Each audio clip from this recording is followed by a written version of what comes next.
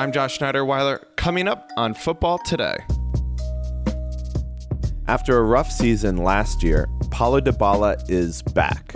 His movement was spectacular. His deliveries to Ronaldo were spectacular. That's what I want from Dybala. And I thought that this was the best version of him that I had seen in a very, very long time.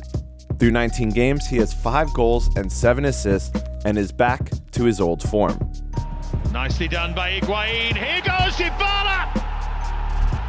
Juve find their hero! Dybala again against Milan. However, as 2020 begins, could he be on the move from Juventus? Today we talk with Sid Lowe, who recently traveled to Turin to interview the Juventus star for The Guardian. He spoke to Dybala about his future, why he feels more Polish than Italian, and the reason he's having a renaissance season.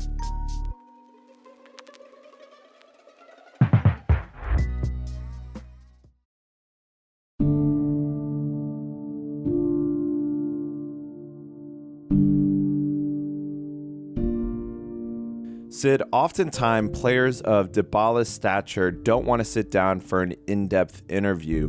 Why do you think he was willing to do one with you?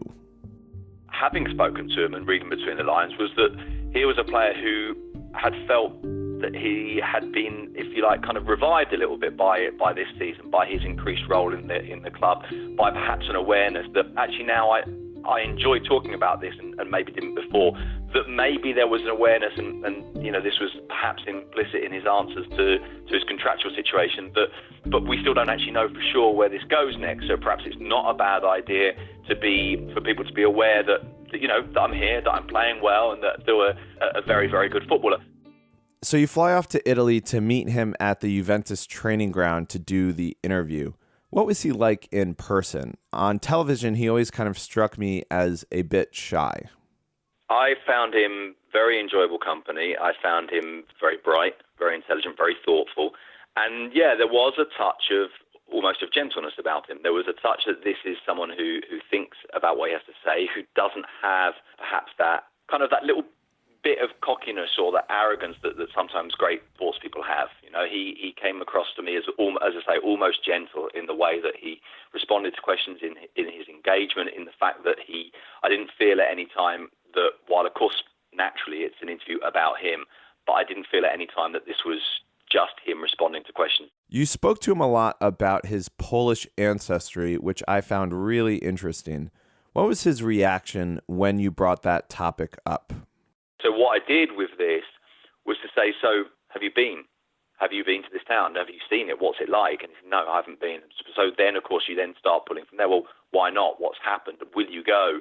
And one of the interesting things about it was his response was, it wasn't over kind of like, yeah, it's the most amazing thing ever and I've absolutely got to go and all the rest of it. But nor was it, well, yeah, it's just a town. He was, no, I've looked into this. I've spoken to people about it. I want to know more about it. And that was interesting. And there were, of course, one of the great things that happens with people when you talk to them and when you ask them questions is that they will sometimes tell you something you really didn't know and you had no idea. So when he said, well, I tried to get a Polish passport, I was like, oh, okay. When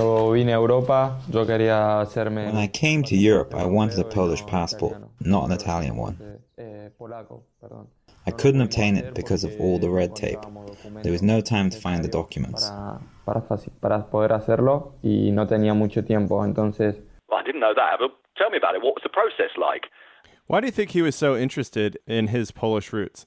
I honestly don't know why he was interested in it. I guess, I mean, I don't want to play at amateur psychologist because it's always risky, but we are always, of course, interpreting people's feelings and meanings up to a point. But I suppose because this is his paternal grandfather. I often reminisce about Grandpa and the times when he was in Argentina with us. We always wanted to find his family in Poland. I was very little when he died. I still remember some things about him. Because his father died when Paolo was 15, I think it is. So perhaps there is a sense of trying to discover some of that identity that perhaps he's not always aware of. And I was really struck by the moment when he said, you know, I think my family probably feels almost more Polish than Italian, certainly in personality, we're perhaps less emotive than Latins are, to use his phrase, than perhaps people from Poland might be, who are perhaps colder or more sort of calmer about things. So perhaps there was a sense of wanting to know where that comes from. He uses the phrase at one point, I want to go back because I want to see where it all began. I want to see this town, even if it's just and then this doesn't translate brilliantly in English, but he said, even if it's just to know the land, to understand this place where it all began. I think there may just be an element of curiosity to it. There are times, I think, why does he want to know more? I think the short answer might be a really simple one, which is because it's quite interesting.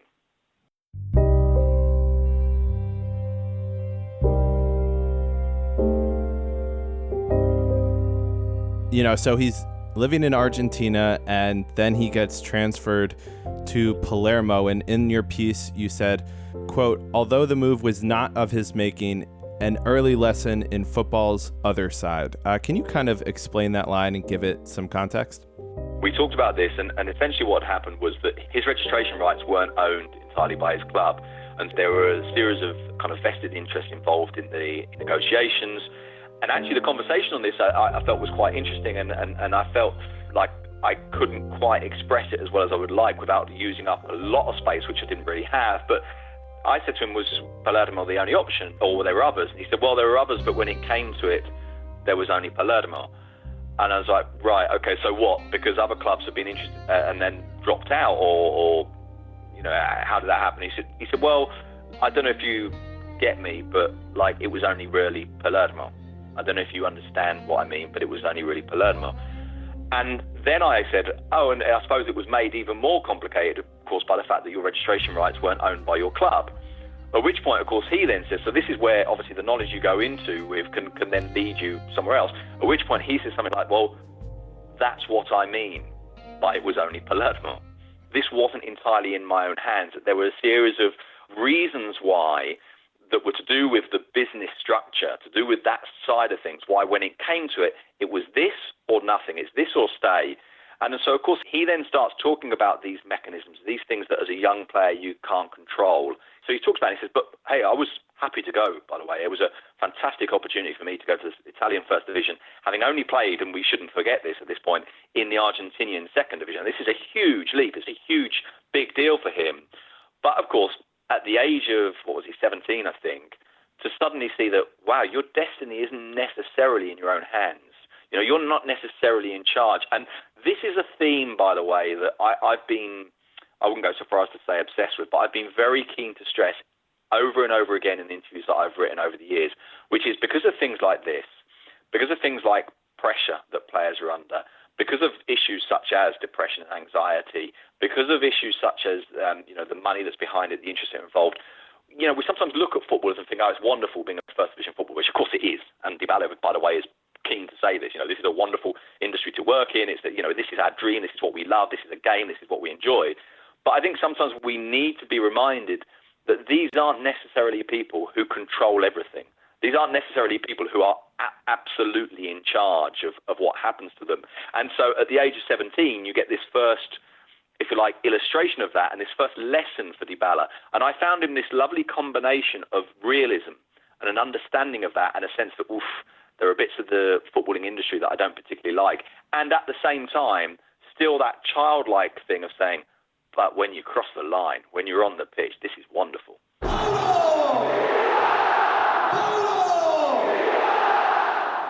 One thing that was mentioned in your piece was how he talked about young players today living up to big price tags.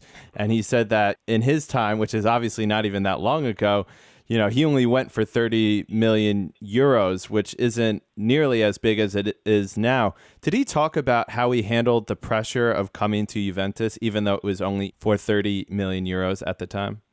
Well, it's interesting because what he says is that, he says, I think about the prices that are paid for players now, and there's a pause, and this is how I tried to write it in the piece. And it's me that says, well, now you're cheap. And of course, at that point, he starts laughing. He says, and I don't want to even imagine the kind of pressure those players are under now with those kind of prices, which of course is in itself a hint of the kind of pressure that he was under. And he talked a lot about pressure, but he talked a lot about pressure more broadly than just the money. And he talks about saying that he goes to Palermo for this amount of money, it's their most expensive ever. Then he goes to Juventus, he says, and the first thing I'm asked in that first press conference is, how are you going to live with the pressure of this transfer fee? And he's thinking, well, I've sort of already done this, but now I'm back in this again, and they're asking again.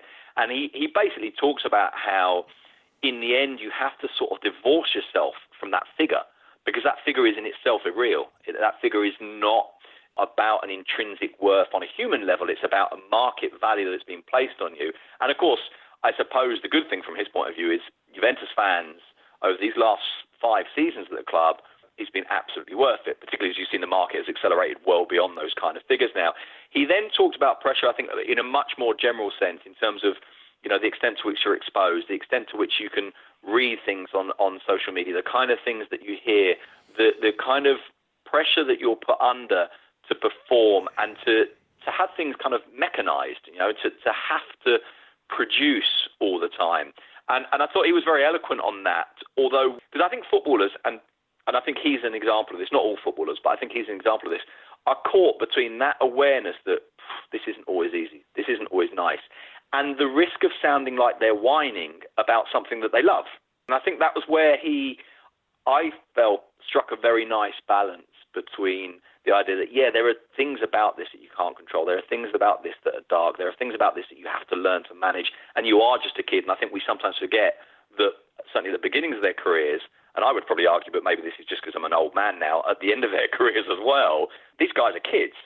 You know, these guys are kids living in a slightly irreal world. And actually one of the staff at Juventus had said to me beforehand, he said, Paolo's different because he does live in the real world. He does understand. He is much, I think he's basically very bright, very sharp, very, very self-aware, and also very kind of, if you like, environmentally aware of what's going on around him. And so I think he struck a nice balance between being realistic about it, but also being enthusiastic about the fact that actually what he actually does, which is going on the pitch and playing football, is still the thing that he always wanted to do. Yeah, he seems very mature in that way, in that he can really look inward and really appreciate everything that's around him. Yeah, I think so. And look, you know, again, and as I said this, I actually said this to him, and I write it in the piece as well when we were talking about the mask. And, you know, this all kind of crystallizes in this idea of the mask, you know, that to perform, to go out and fight, whatever's happening on the inside, you cover your face and you go and fight like a gladiator. And yeah, of course, there's an element of cliche in that. There's an element of, you know, watching a film and saying, oh, that's a nice idea. But of course, the very fact that that idea occurs to him is because he knows that there's more than just a guy in the arena. You know, there's a person behind it. And in his case, and this was kind of what I ended up coming down to in the piece, the guy behind it is still the kid. It's still this boy that plays the way he always wanted to play, that wants to be free and wants to express himself. And in a way that maybe that does jar slightly with the idea of the gladiator and fighting, because of course he plays for fun and for freedom, but you've also got to go and perform and to fight in front of all these people who can then judge you. Because of course that's the other thing about a gladiator in an arena, is that you're not just in there risking your life, you're not just in there fighting, performing, but at the end of the fight, there's a thumbs up, thumb down element. So you're always at the mercy, if you like, not just of your opponent, but the mercy of the people who are judging you. And I think that all crystallizes in that talk of the mask. So in the interview, I said to him, look, I don't want to overanalyze, but is this all coming together in the mask? Is this some sort of, you know, kind of emotional shield or protection? And at that point, he slightly pulls away and he says, well, it was about the penalty, and I'd missed the penalty, and I saw the film, and I thought that's a nice idea. I missed a penalty in Doha against Milan. It was our last penalty, and then Milan scored, so we lost the final. I went on holiday and it was terrible because I couldn't stop thinking about the penalty and how to get over that moment. That's where the idea for the celebration came from, with the gladiator mask. It's not just a goal celebration. It has a message to always keep moving forward, whatever happens. And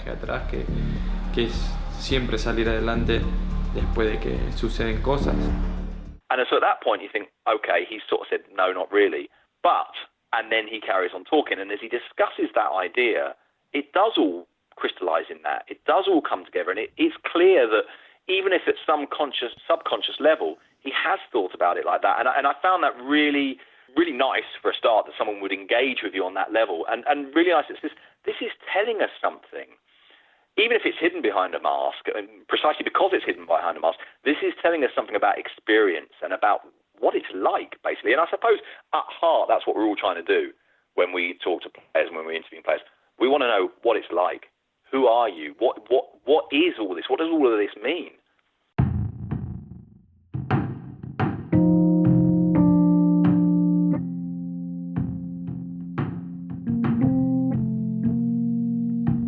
Well, I want to bring this to present day. We talked at the beginning about how he's kind of having a renaissance season with Maurizio Sarri. He has 5 goals and 7 assists thus far through the season. He only had 5 goals all of last season. Why do you think he's been so good this year? I mean, I say this as someone who, we sort of go back to the start here, as someone who's not an expert on Italian football, someone who covers Spanish football. And so I can't give you a technical analysis, if you like, through my own viewing of Juventus, who I've seen play live this season very few times, maybe 4 or 5, if that. What I can give you, of course, is my interpretation of it through his words. And I think in a way it's very, very simple. And it draws me, and I actually did say this to him. I said to him, I interviewed Quique Setién, who of course now is a Barcelona manager, back then was the Betis manager, about a year ago. And Setién was talking about the revival of players, talking about making players enjoy football again, talking about convincing players that they were good and that they could really play. And he said, I give them one thing they want more than anything else, which is the ball.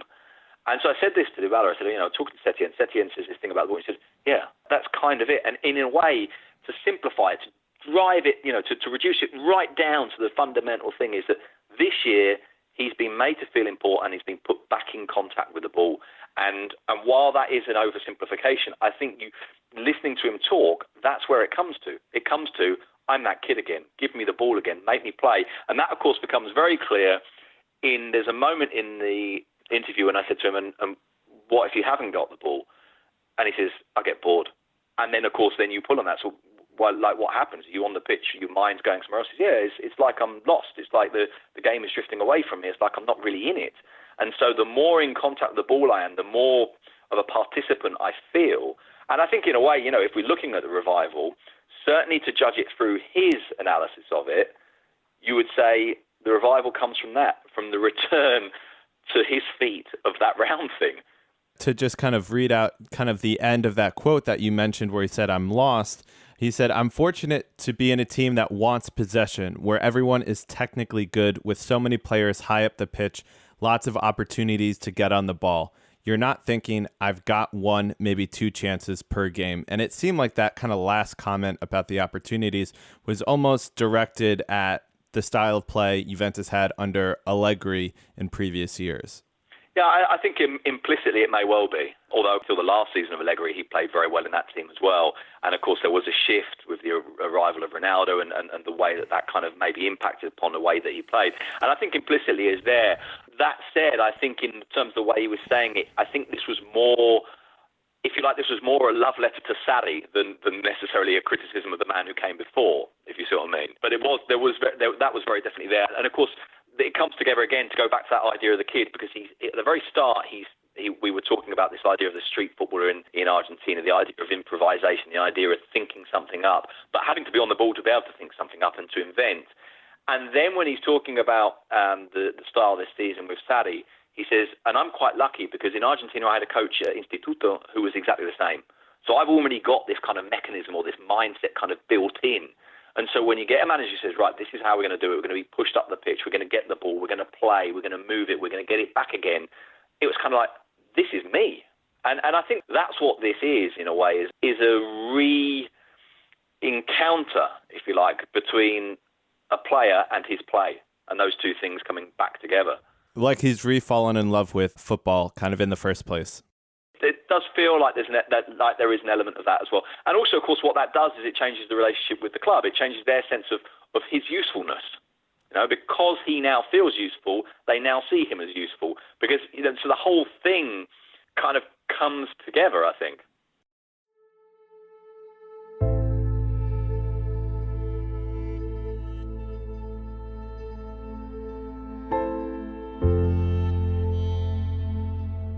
In the piece, he mentions how he's 26 years old and it feels like his time with Juventus has kind of flown by and now he's almost at 200 career games for Juventus.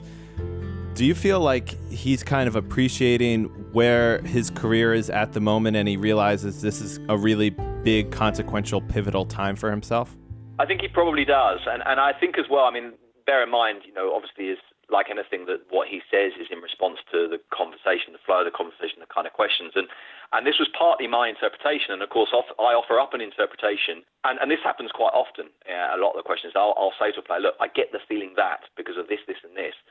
Am I wrong? Is this how you see it too? And you offer them the chance to basically tell you that what you're saying is nonsense. But the way that particular element came up was that I said to him, look, I was looking through your kind of career path, and it's leave the country at 17, go to Palermo, at 18 suffer a relegation, at 19 go to Juventus, at 20 you win the league, at 21 you get in the Argentinian national team, and then boom, it's like you've done all of those milestones, if you like, and then suddenly you're 26. And what I was saying to him is it's almost as if these last 5 years have happened and nothing's happened, if you see what I mean, because the milestones have been hit earlier, and they've just been 5 years of, until the last season perhaps, of excellence, but kind of a steady excellence that almost makes them unremarkable. Yeah. Juventus win the league and no one cares. Totally, yeah. It's just what they do. They get to a Champions League final and they lose it, so it doesn't maybe feel like a big thing. I said, so we've got this bang, bang, bang, bang, bang, loads of things happening, and then whoosh, hang on, where did those 5 years go in which you've done nothing, but actually you've done everything? And he said, no, it's true. There's this kind of a stabilisation, and then suddenly you go, whoa, hang on, how did we get here? And he said, one of the things he said, I was coming to a game a couple of months ago and someone said to me, you're only 5 games off 200 Juventus. And I thought, well, that can't be right. I've only just got here. And there is that sense of the normalisation and then just the flow of time. And I think what that does do in a way is it's like, well, where did these kind of milestone moments come? And actually, by virtue of there having been none for 5 years, not none, because this is a ridiculous thing for me to say because he's done all sorts of brilliant things, but, that sense of normalisation, if you like, is it now a point at which we've reached that? And of course, that then drew us into, well, actually, last year it did feel like a shift because last year he wasn't playing as much. That kind of sustained success and sustained contribution to Juventus had tailed, and it starts to feel, actually, maybe there is a breaking point here, if only just through the natural flow of time. And that, of course, is when we reach this summer, and which is why this season now feels significant again, because it's kind of a re-encountering of him with the player that he was maybe, or at least with the environment that he was in maybe a year ago. Your interview generated some headlines because in the interview he said that he almost went to Manchester United and Tottenham last summer. Suggestions, though, in Italy that is on the table, Paolo Dybala to move to Tottenham Hotspur for £70 million. Do you anticipate him potentially leaving in this summer, or do you see this renaissance he's having as something that will keep him at Juventus long term? I was very struck by this because what I was very struck by, and again, this maybe goes hand in hand a little bit with that very first move, that idea of your destiny not being in your own hands. I was very struck by his response where he said, well, effectively said, Juventus have a decision to make. I've got 2 years left on my contract, which isn't very little, but it's not a lot either. It is at that point at which clubs start to think about how do we manage this? Do we renew? How does it move on? And of course, that situation has shifted since the summer because football has shifted, because he's so much more central to what they're doing now. And so I was very interested in that. And I thought that what there was a recognition. I wouldn't necessarily say a desire, because my impression was that there wasn't a desire necessarily, but a recognition that kind of situation could emerge again. That if Juventus, because I think there's a line where he actually says something like, Juventus have to decide whether they see this as still possible that I leave, or whether there's a change in that. And things change very fast in football. And, you listen to what he says about what happened last summer and the sort of the passiveness of his voice in the sense of saying, we knew it was a possibility, not we were trying to make it happen. Not I was trying to find a way out. We knew it was a possibility. We knew this was something we were potentially going to have to confront. We were waiting to the last minute to find out, not to try and get out, but to find out. And so I think there was an awareness there that, this is something that, and I suspect, but I don't know this, that reading between the lines, that there was an awareness that if this does happen, let's do this the right way. Let's do this the right way by the club, the right way by me. Let's do this in an amicable fashion. And so I don't know if this emerges again, but I think what was very, very heavily implicit in what he was saying is, yeah, this could come up once more. It seems like he's almost content playing wherever he goes. He just wants to play football. I think there is an element of that. I mean, obviously, look, that may well be oversimplistic because, of course, there's all sorts of lifestyle questions and so on. And one of the things that there wasn't space to really deal with in any real depth in the piece was that he did talk about English football as the kind of football that he really enjoys, that he loves the idea of a game that's, you know, in front of packed crowds, that the stadiums are always full, that there's a lot of space, there's place to play, there's a kind of a passion for football that he clearly sounds very fond of. He's a big football fan. I mean, and genuinely, it's not, although it's a single line in the piece, it's not an exaggeration. And that he was saying, you know, if you come around my house, he says, you know, the telly's always on, there's always a game on. It can be the Scottish second division, and it's on. He said, I might not be watching it very intently, but it's on. And he said, and he was talking about watching games, and he said, because it was the week before Liverpool against Manchester United, and he said, you know, so Liverpool-Manchester United, I'll watch that. And I said to him, well, do you watch that, you know, as a footballer? Are you analysing? Are you thinking, well, we might come up against Liverpool at some point? Do you watch it with the same enjoyment that I do? Or because you're a footballer and you know the insides, are you seeing deeper things, maybe more mechanical things, maybe, I don't know, maybe more enjoyable, maybe less enjoyable? And he said, look, we could play Liverpool in the Champions League, and of course I would be aware of some of those things. He said, no, but I'm watching Liverpool-Man United because it's Liverpool-Man United. It's a great game. And I want to sit there with my mate flask, drinking my mate and watching it and enjoying it. And I love football. And he talks a lot. We talked a bit, again, it was something that didn't really get reflected in the piece, but he talks, for example, about his shirt collection, the players he swapped shirts with, and the kind of enthusiasm for that collection of shirts. Now, a lot of players do that, and in part that's about nostalgia, but it felt a bit deeper with him in that he was talking about, you know, it doesn't matter who we play. If there's a pre-season friendly against some tiny team, I want a shirt. And so I asked him, well, what's the weirdest shirt you've got? And he said, well, it's not really weird, but I've got a Gabon national team shirt, because he'd swapped it with a teammate who played for Gabon. But it's still that idea that, you know, I want these shirts of all of these clubs, of all of these national teams, because football is great. And in a way, it does sort of, I mean, it's oversimplistic to say this, but it does sort of come back to, this is a guy that really quite likes playing.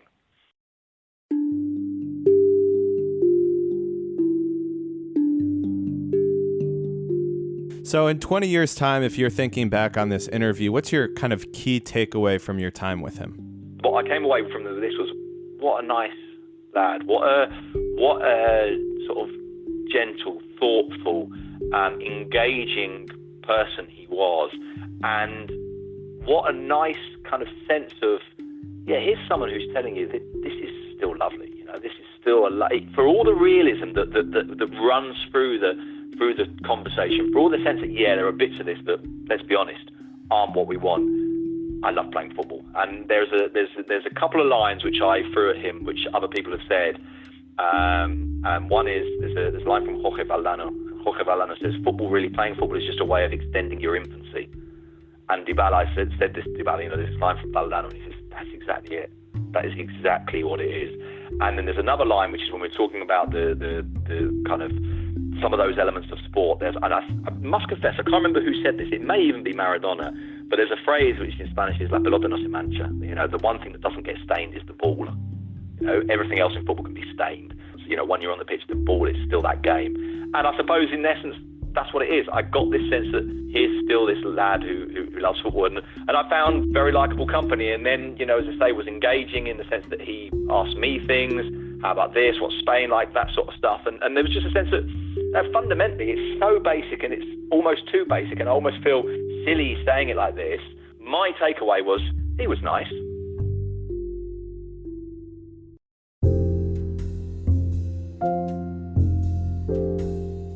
You can read Sid Lowe's full interview with Paolo Dybala on The Guardian.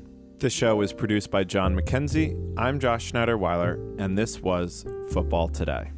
And if you enjoyed the show, please rate and review us on iTunes and share it with a friend. Thanks for listening, and see you next time.